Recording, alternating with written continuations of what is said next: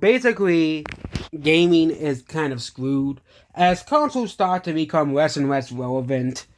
Now, gaming is beholden to the most evil and most diabolical companies, MasterCard and Visa. Yep, the most evil companies in the world. Not Nintendo like 4chan claims. Nope, it's these payment processes. I really don't understand why payment processes are so strict and what they can't support. Like, yes, if you don't want to if you don't want to support hentai puzzle games, that's different. But they're doing it on games that are like just AAA emulated games, like Resident Evil. Like, it's a game that is extremely popular that has sold tens of millions of copies, unlike Mega Man, by the way, okay? The so-called icon of gaming, okay? As well. A so-called icon of gaming, Heck, Mega Man is not even in the top 10 best-selling Capcom games. There was not even a single Mega Man game in the top 10. But we're told that Mega Man's this icon of gaming by 90s kids. Absolutely ridiculous. Okay, the only reason Mega Man managed to sell 43 million copies is because there were so many Mega Man games in the 90s and the early 2000s as well. But I think they finally started to realize, wait, no one's buying Mega Man games. And they stopped making Mega Man games as well.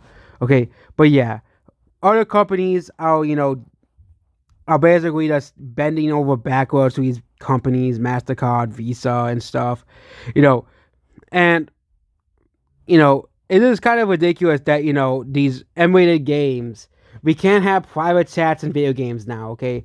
Kind of like how in the EU, you can't have private chat messages with people anymore because but what if they say naughty words? But what if they harass somebody? Like, they're really that worried someone will be bullied online, even though the internet, that's just how the internet is. Like, people are going to bully each other on the internet. There's no way you can avoid bullying online, okay?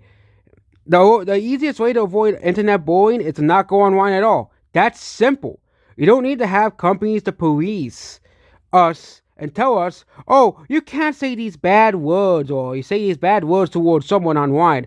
Like, that's, yes, most people just now get banned, basically, for saying that stuff, but, 10 years ago, people, it was kind of like, oh, you can say whatever you want on game lobbies, no one's gonna care, and you had to actually, be a man of steel to be on game lobbies, okay? A lot of those people who grew up with that stuff basically don't give a crap, okay? Because, hey, why are we doing this? Like, we had to deal with this type of stuff 10 years ago, and now, 15 years ago, and now all of a sudden people are now offended over this stuff, especially with young men, like we had, like, especially young men, who played like Call of Duty and stuff, like, there were people really throwing slurs and saying like really racist things towards each other, and that's how it was, okay? People just were mean online, and that's just, I just don't think you're gonna ever get rid of bullying. Like, that's just impossible, okay? Schools, the whole quote-unquote anti-bullying thing,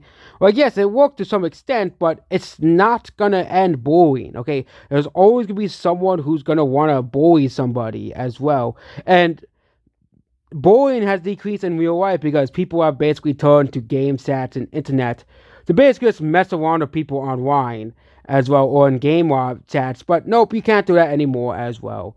Which means you're going to probably see an increase of bullying in real life because of this whole type of crap of policing game chats as well. Goodbye.